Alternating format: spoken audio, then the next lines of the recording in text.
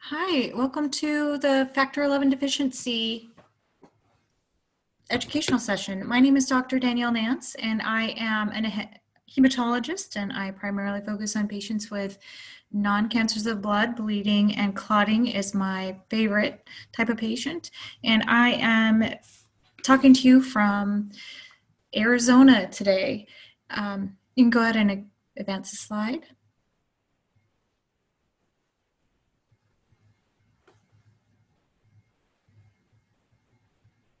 These are my disclosures.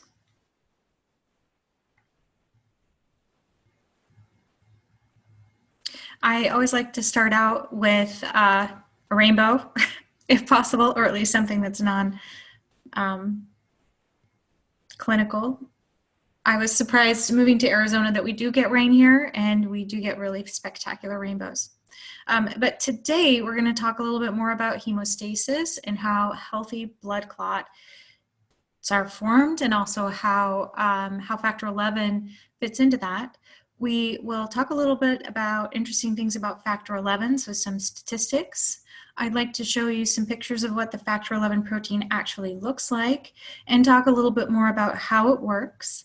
And then we'll follow up with some fun facts as well as some, hopefully, tips for managing symptoms before we're done at the end of the session today. Next slide. This is one of my favorite images of the blood vessels, and I like this because it shows not only the bigger veins and arteries, but the delicate little network of capillaries and venules that are actually taking the nutrients, the blood, out to the tissues. And it helps to remind me also to talk a little bit about how, as we run around in our lives during the day, those tiniest little capillary beds, they get pulled and tugged and torn apart, and the body is naturally sealing those leaks up all the time. So hemostasis happens continually, and also the body has mechanisms in it where when you get a bigger wound, those blood vessels can be sealed up and healed so that the downstream does not get starved of oxygen. Next slide, please. So the healthy inner surface of the blood vessel, when it is not injured, is slippery smooth, and the healthy surface is almost has a coating that pushes red blood cells and clotting proteins away from the surface and really helping the blood flow stay moving quickly through the blood vessels. However, when the blood vessel is torn or there's an injury, then what's outside, the collagen, is actually very sticky. And if you can advance a couple of clicks here, and that'll bring up the collagen, which is outside of the blood vessel. And this collagen is very, very sticky. It's specifically kept outside of the blood vessel because when collagen interacts with blood platelets, it very strongly causes those platelets to stick and to activate. Von Willebrand factor is released from the blood vessel when it clamps down or spasms, and this actually helps make the environment right around the wound stickier. The collagen helps to tether von Willebrand factor and platelets together to build that platelet plug. And then as platelets start to activate, they turn themselves inside out, and the clotting proteins that are dissolved in the bloodstream then actually get pulled down to the surface of the platelets, where they can begin to form this fibrin net. And fibrin, as the clot matures, will actually hold everything together until the blood vessel can grow itself back together and the mess can be all cleaned up and removed so the healing process can continue. Next. And then finally, the blood flow is restored. Next. This is a little bit of a closer up interaction of how blood platelets and the sticky collagen interact together. And in this cartoon, you can see that the von Willebrand protein is normally coiled up, but when it gets uh, pulled apart by the wound and the blood leaking out of the vessels, then it exposes the sticky spots that help platelets bind together, bind to the wound bed, and bind to each other. Next. This is a picture of a healthy unactivated platelet, and you can see that it has a whole bunch of holes in the center, and those holes are actually the membrane itself, which is kind of coiled up like a parachute, so that when the platelet is running through the blood vessel and the blood vessel is healthy, that smooth surface of the platelet is not activated. But if it is activated, and you can advance one slide here, then you see a much different type of structure. This is an activated platelet, and this is an old picture, but platelets look like this after they have been stimulated by collagen and von Willebrand factor, and they actually explode and turn themselves inside out. And you can see that that type of a platelet is going to be much stickier and be able to build a platelet plug. Next.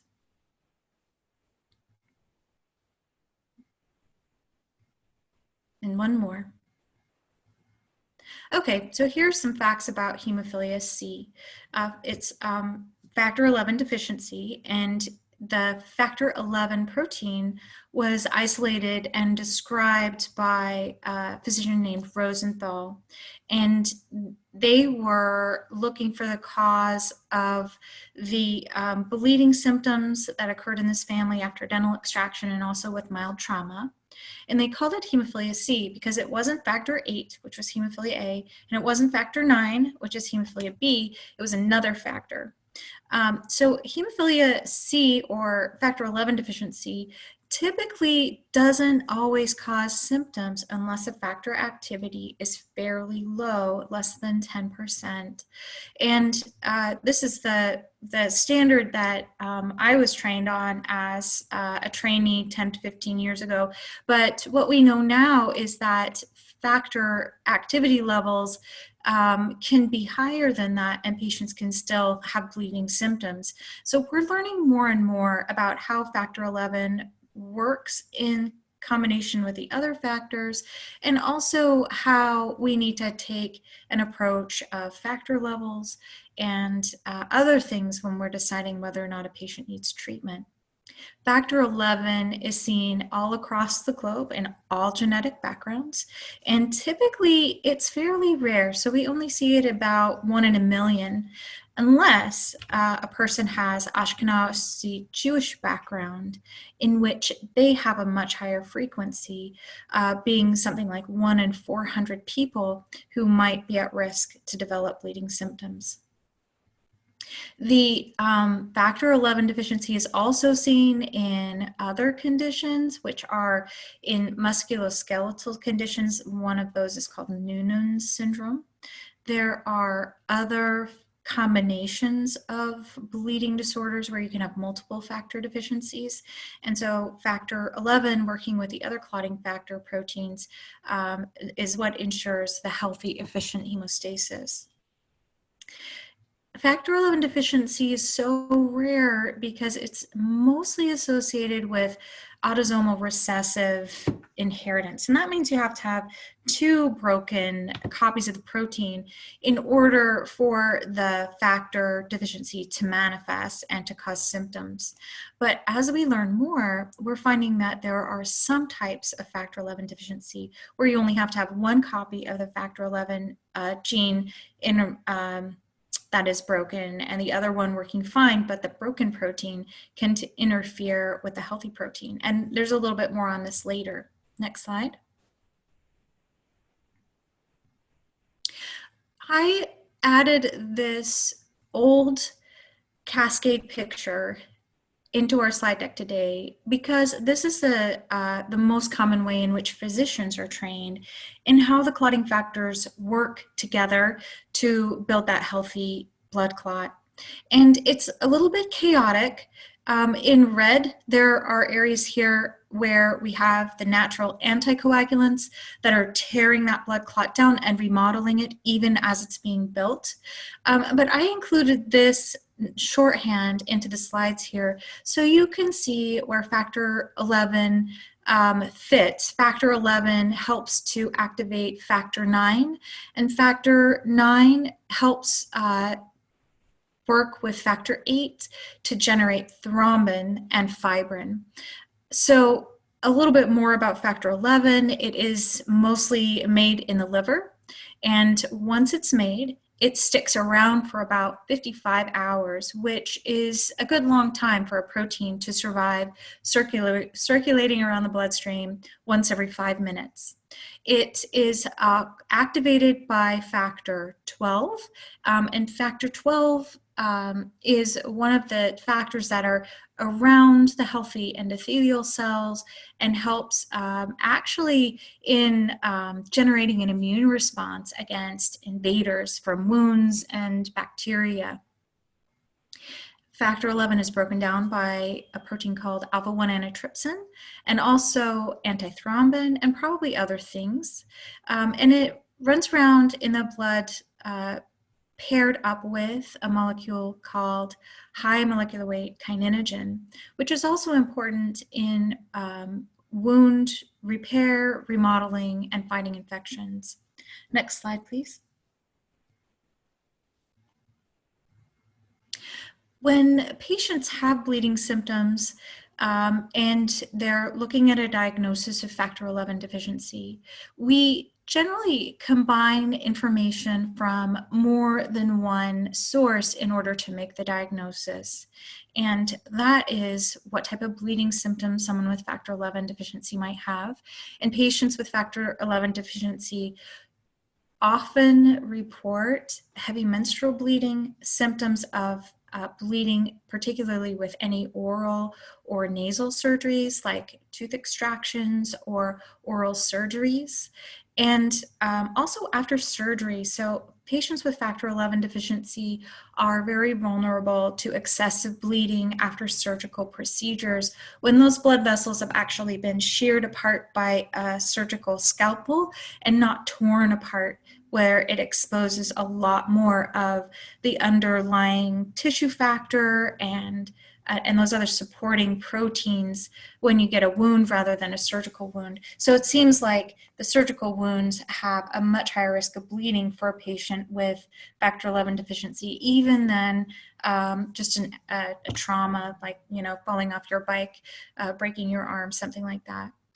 So we use the bleeding symptoms in combination with the clotting factor activity level, and there's going to be a little bit more on this later.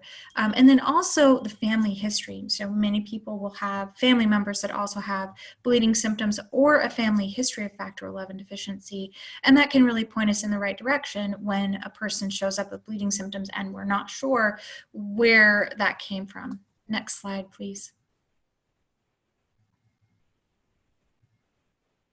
Factor 11 itself is actually a medium-sized protein. So running around in the bloodstream, it's not the biggest and it's not the smallest.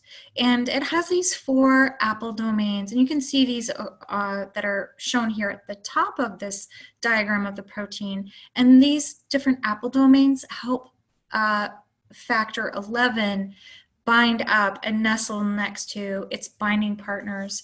And those binding partners are some of the other clotting proteins like factor 9, the high molecular weight kininogen, and also thrombin. The factor 11 doesn't circulate by itself. It actually joins up with a second molecule. So it's called a homodimer, meaning that it's the same pieces, but they're linked together. So the two, this protein needs to link up together as a pair in order to provide its function. And in general, this function helps to stabilize blood clots and prevent the wound from breaking down too early once it has been formed. Next slide, please.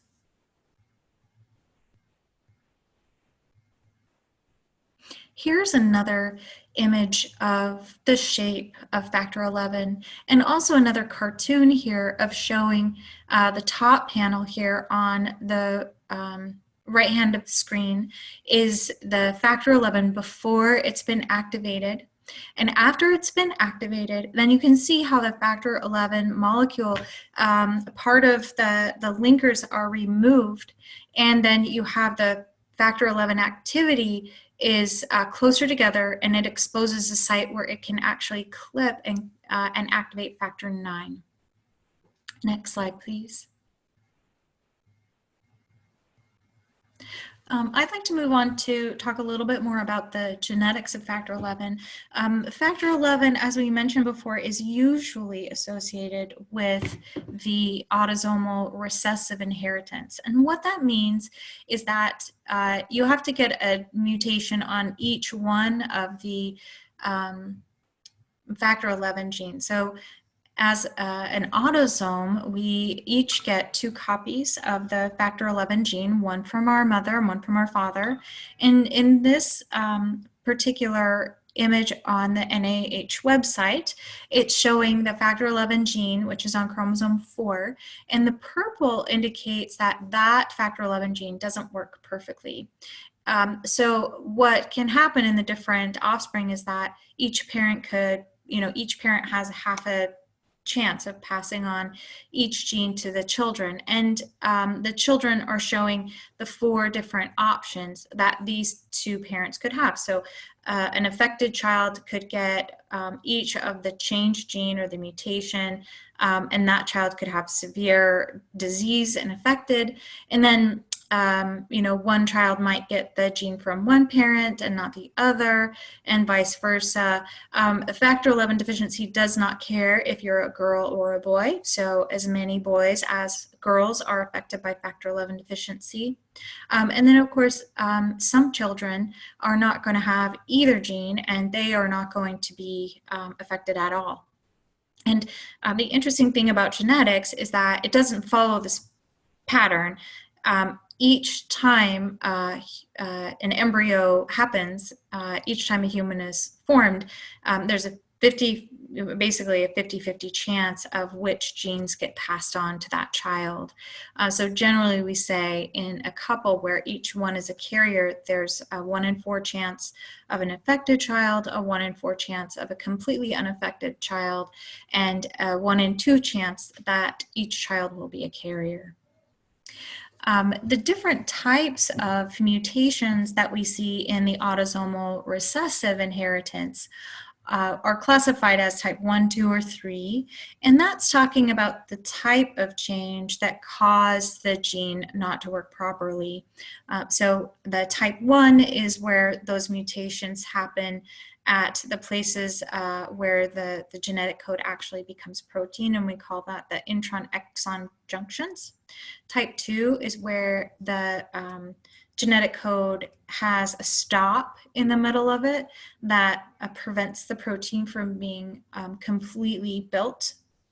And type 3 is where there's been a change in the language of the gene, and so it changes the shape of the protein, and we call that a missense mutation, where the protein is still around, but because the wrong amino acid has been inserted, that protein can't work as well as it should. Next slide, please.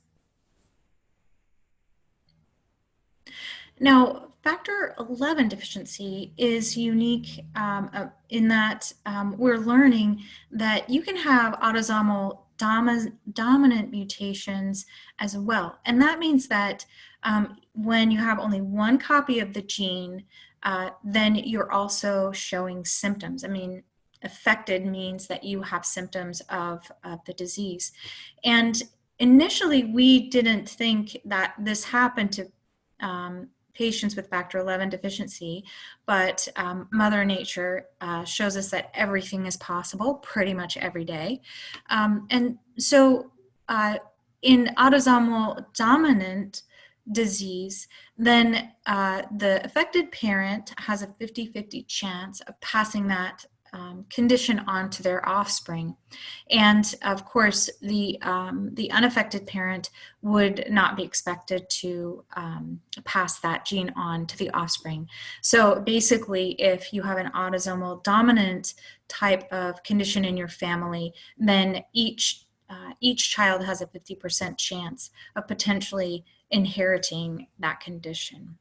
Next slide, please. Okay, so the whole concept of genetics is actually quite complicated, and I was thinking about this, wondering what would be the best way for someone who hasn't spent years and years studying genetics to think about what does it look like when you have an autosomal recessive condition.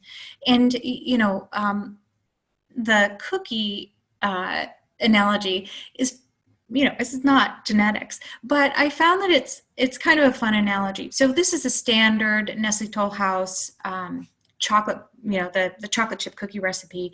Everybody knows this recipe.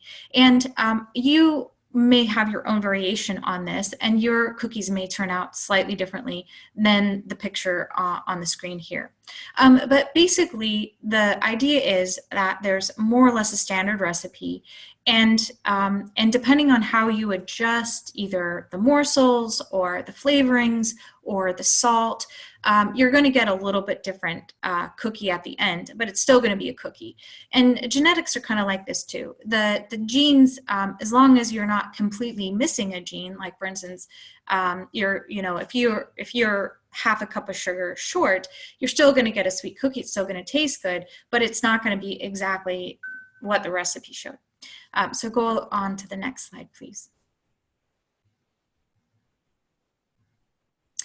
So when we're thinking about building cookies, and you have basically two people showing up, each of them bringing essentially half of the recipe, and they might have, a generic brand of vanilla versus, the Mexican vanilla. They might have an egg, one from, chicken that was raised in the cage-free organic versus the standard hen house. Or maybe they have chocolate chips. One is mint chocolate chip, the other is a Ghirardelli, something like that. Anyway, so each parent is going to bring their own set of ingredients to the cookie. Next slide, please.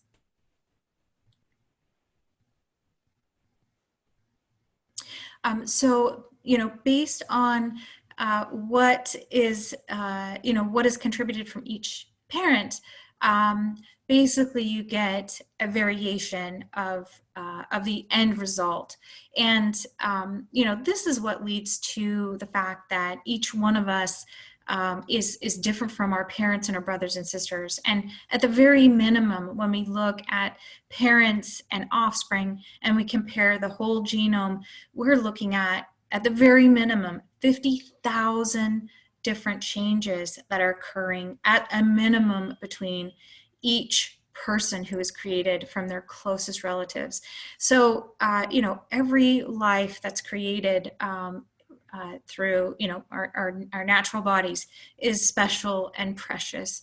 And over the years, I've really come to believe that any person who has been born and survived the crucible of Mother Nature in those first few years of life, they belong here. They're special, and no matter what the cookie looks like, it's still a good cookie. Next slide, please. All right, so just again, another example of if you don't have quite as much baking soda as you need, your cookie is going to look a little different. Go ahead to the next slide, please. So when it comes to bleeding symptoms, the golden rule is that low factor activity levels leads to more bleeding, and the lower the level, generally speaking, the easier it is to bleed and the more intensive the bleeding symptoms are. In factor 11 deficiency, factor 11 seems to be and is considered to be one of the helper factors, so that it's not playing as a central role in getting hemostasis started, but it is very important to help stabilize the wound as wound repair is going on, and to help facilitate getting that factor IX level adequately generated right at the beginning of that, of building that blood clot. As I mentioned before, patients with factor 11 levels, even very low factor 11 levels, don't often have spontaneous bleeding events. We don't usually see, other than perhaps nosebleeds, we don't usually see the big bleeding into joints and muscles with no or minimal trauma. What we do see, however, is pretty severe bleeding symptoms that can happen after big traumas, and particularly after any surgery, including, and I would also remind patients that cosmetic surgery, which is very common now, including microneedling and injections, those things can precipitate bleeding in patients with any bleeding disorder. And if you're considering any type of cosmetic procedure, please talk to your friendly hematologist about that beforehand, because if you're going to invest in that, in that health, then you want to make sure that you're not, going to have to be, bandaged up for 3 weeks while, while you're recovering from your cosmetic procedure, or longer. And then also, some of the neat things about factor 11 deficiency is that it lasts a long time. So patients typically only need to be treated once every several days during a bleeding event around childbirth. And I have another slide about that coming up. Typically, patients who have factor levels that are, more than 10%, but somewhere between 30 and 50%, we don't see tons of bleeding symptoms usually, but certainly those patients would be at risk to bleed, particularly after trauma or with other big surgeries. Next slide, please. Treatment for factor 11 deficiency rests on the standard treatment for any patient with a bleeding disorder. And so we always like to talk about first aid treatment with PRICE. So that is protection, rest, ice, compression, and elevation. And this is particularly helpful for any type of limb injury, such as stubbing your toe, slicing your finger, just the standard things that happen to us. Protect, rest, ice, compression, elevation. No matter who the human, these are always good things to remember, particularly if you have a bleeding disorder. And just a note here about healing times. For a non-bleeding disorder human, healing typically takes about 2 weeks. That's regardless of the injury, before that wound is completely healed up and the function is restored. When a person has a bleeding disorder and the hemostasis is interrupted, and it's interrupted during the clot remodeling process, then we can see a lot of re-bleeding and re-injury. And that, particularly for patients with mild factor levels, is a big risk. Patients with bleeding disorders need to be mindful to protect that joint and stay off of it for a full 2 weeks after an injury to really allow full recovery. And depending on the severity of the injury, you may need to have a lot more time for healing. We also recommend, particularly for those patients who have mucocutaneous bleeding, such as nosebleeds, or oral bleeding, or heavy menstrual bleeding, to consider the use of medications that help prevent the clot, once it's been formed, from breaking down too soon. And those are the antifibrinolytics. We use Lysteta, or tranexamic acid, and Amicar, aminocaproic acid, and both of these come in tablets or liquid forms and are available through your friendly hematologist. Factor 7A concentrate is available in the US and can be used for some types of surgery for patients with factor 11. It would be considered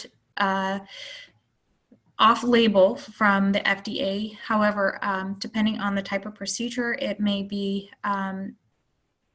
the preferred agent. So for instance, for patients who have been using fresh frozen plasma, which does have a lot of factor 11 in it, you do have to give a lot of fresh frozen plasma in order to replace the factor 11 level up to 30% or higher. And some people become allergic to fresh frozen plasma and they aren't able to have that option. And so we have backups of the recombinant factor 7A that can be used to treat some types of factor 11 deficiency. In Europe, there's a factor 11 concentrate, which is not available here in the United States unless there's a very particular and potentially compassionate use, which would require that to be imported from Europe. There are some new agents that are being developed, and these are currently not licensed to treat factor 11 deficiency, but these are things that help to manipulate how hemostasis works and can help to stop bleeding symptoms before they start or stabilize clots. So for people who are having bleeding symptoms on a regular basis more than once or twice a month, they may be, in the future, may be able to utilize one of these medications to help prevent bleeding. Next slide, please. For some of the more topical cuts, I have been really pleased with, and my patients love, these type of topical powders. And some of them are topical thrombin, some of them are other molecules that help blood clot so that the blood clot can become stable and the blood vessels can grow back together. Particularly the blood vessels in the nose and the mouth, they grow super fast, but also there are extra enzymes in the nose and the mouth that cause the blood clot to be ripped apart very soon after it starts to form. And that's basically so our mucous membranes do not seal shut, but it causes patients with bleeding disorders lots of bleeding. And so sometimes having some of these topical products can really help seal up that bleeding area and to make those bleeding symptoms more tolerable. Next slide, please. A word about NSAIDs. So you may have all heard this word NSAIDs, and it means non-steroidal anti-inflammatory medications. The first NSAID that we used was aspirin, and aspirin is a great medicine, and it can be even a great medicine if you have a bleeding disorder in very controlled and certain conditions. Aspirin should never be taken by a patient with a bleeding disorder without the express instruction or knowledge of the patient's treating hematologist. And I mean that a cardiologist might prescribe aspirin to a patient with a bleeding disorder, and before the patient takes the aspirin, he should call or she should call her hematologist and get the okay so that the hematologist can be involved in ameliorating any effects of the aspirin. There are other medications that are less problematic in bleeding disorders. And the reason why aspirin is so powerful is because it actually poisons platelets, and the effect of one aspirin will linger for 7 to 10 days. That means that the hematologist really needs to be aware if a person with a bleeding disorder is on an aspirin. Other medications that can be more safely administered in a very controlled and careful, thoughtful way are medications that are not permanent. And these are ibuprofen, Celebrex, naproxen or Aleve, and Salsate. And these medications help reduce inflammation, and they are very good medicines for reducing inflammation and helping to speed wound healing. And they can be used in conjunction with a treatment plan and with factor or antifibrinolytics to help speed recovery. But they need to be administered also with the forethought and the approval, permission of your hematologist. So if you're using any of these medications, make sure that you stop taking them and call your hematologist and make sure that they know what you're doing and make sure that that's safe for you. All of these medicines cause excessive bleeding because they affect platelets. Okay, enough of that. We can go on to the next slide. And finally, over the years, one of the most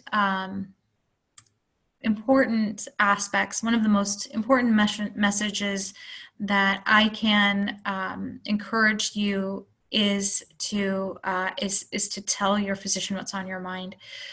We work really hard to anticipate problems. We work really hard to make it easy for you to talk about the things that are important to you and the things that make a difference in your life. But I can't help you if I don't know what's going on. And sometimes it's a financial concern. Sometimes it's that the medication causes side effects that are not